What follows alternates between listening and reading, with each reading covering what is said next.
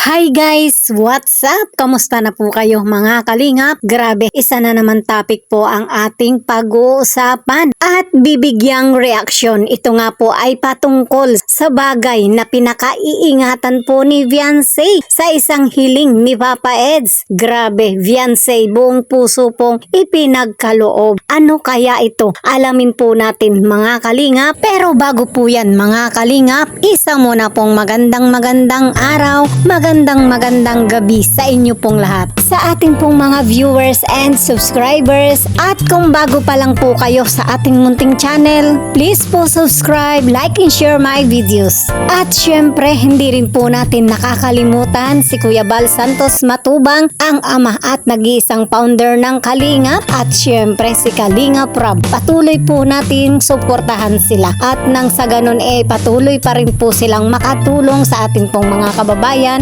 mabigyan ng pabahay, scholarship at financial assistance. So ayan mga kalingap, dumako na po tayo sa ating talakayan. Pag-usapan na po natin ang ating pong topic. Grabe, isa na naman topic po ang ating pag-uusapan at bibigyang reaksyon. Ito nga po ay patungkol sa bagay na pinakaiingatan po ni Viancy sa isang hiling ni Papa Eds. Grabe, Viancy buong puso pong ipinagkaloob. Ano nga ba ito mga kalingap? At yan nga po ang ating aalamin sa isang hiling nga po ni Papa Eds. Ito nga pong ating si Viancy ay buong puso agad na ipinagkaloob. Ano nga ba itong pinakaiingatan ni Viancy? Ano kasi, kulang ang display sa bahay. Nagana ako. Total marami namang picture namin dito sa bahay nila. Naghingi ako lang kahit isa para pan-display kasi po picture ko yung meron doon na isa lang ay. Wala kayong picture, dalawa. At least meron kami isa. Sige, dalan kita. Sabihin ko. Pero alam na niya? Sige. Charan! Nagbil talay. Yan o. Nakuha ko na guys. Di-display ko na to dito guys. Naka dito sa likod. Yan guys, nakuha ko na. Ganda dito ano guys. Ito ay di-display ko to dito. Katabi ng ano. Picture ko sa mga. Baka dito to. Okay na yan. Nasaan na yun? Diba? Ipon ko na wala. Ako na lapag. Ganda. Yes po. Kailangan ko yung isang man na yan. Kailangan ko yung mga pictures dito guys. Kasi ano yan. Magandang display yan sa bahay. Yung kita is pag nag-live ka. Pwede naman. Baka, hindi pwede guys kasi makakaharang siya sa tanong. Diyan kasi yan eh. Hindi pwede dito sa harap ko ilalagay. Meron pa kasi dyan nakalagay isang ilalagay akong display. Ito yung binigay niya sa akin eh. Ang dami. Dalawa lang. Isa lang yung kailangan ko. Tara! O, pampaswerte yan.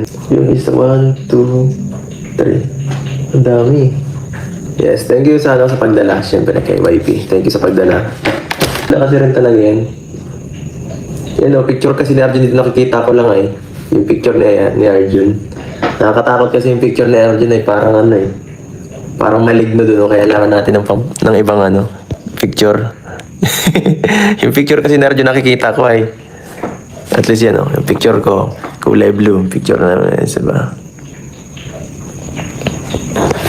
Yan.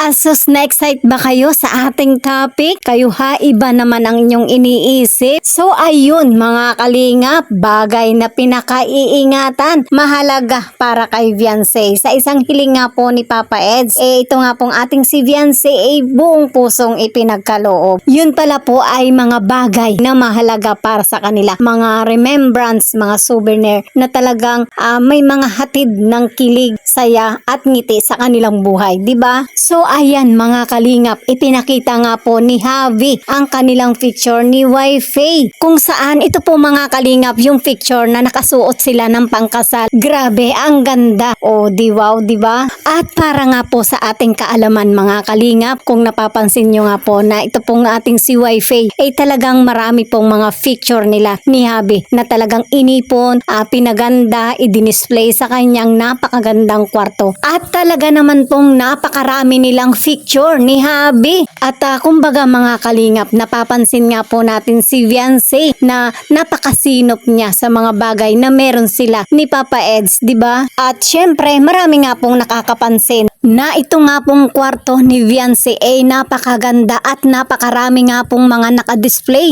na larawan nila ni Papa Eds. So, di wow, di ba? At marami silang mga souvenir ni Papa Eds na inilalagay. So, pagdating nga po sa usapang kwarto, syempre hindi pa uhuli. Ito nga pong si Javi. At kailan lang mga kalingap, isa sa mga vlogs ni Papa Eds ay ang kanyang kaganapan sa napakaganda niyang kwarto na buong puso po niyang ipinagmamalaki sa kanyang vlogs. Ta wakas, ito nga po ay nayari na at napaganda na. At dahil dito mga kalingap, hinangad nga po ni Papa Eds na humiling kay Viancy ng kanilang mga souvenir, mga picture, lalo na nga po yung kanilang frame na napakaganda. At dahil nga po dito mga kalingap, dahil sa mahalaga nga po ang mga bagay na meron sila ni Papa Eds, kusang loob nga pong hinatid ni Viancy kay Wi-Fi. Syempre, ang picture nila ni Javi, nakakatuwa naman, di ba? Yung mga bagay na inaakala po nating napakasimple, pero napakalaking halaga pala ang hatid nito para sa kanila sa isa't isa, di ba? Lalo na nga po yung pictures nila, yung frame na ngayon nga po ay nakadisplay na sa kwarto ni Papa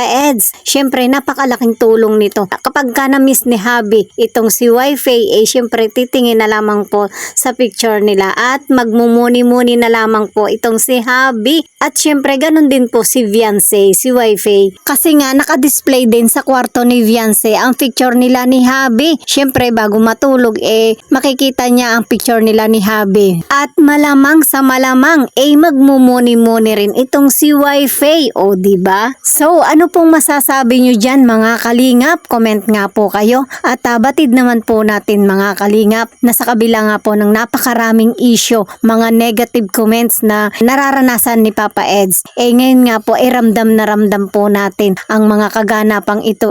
Ang EDSI talagang EDSI is real, di ba? At ito nga pong si Javi at si Wi-Fi talagang napakasaya. So ayan mga kalingap, sa kabilang banda, ito nga pong si Wi-Fi po natin makakaranas ng lungkot dahil nga po si Javi medyo mapapalayo muna dahil nga po sa ilang mga naririnig po natin na si Papa Eds nga po may mga bagong plano. Pero wala naman po tayong dapat na ipag-alala. At ito nga pong ating si Viancy balik eskwela na naman. Tutok na uli po siya sa kanyang pag-aaral. So mga kalingap, hanggang dyan po muna ang kabuuan po ng ating updates. Sana'y nag-enjoy po kayo at abangan nyo po ang mga susunod pa nating talakayan. Thank you so much and God bless po sa ating lahat.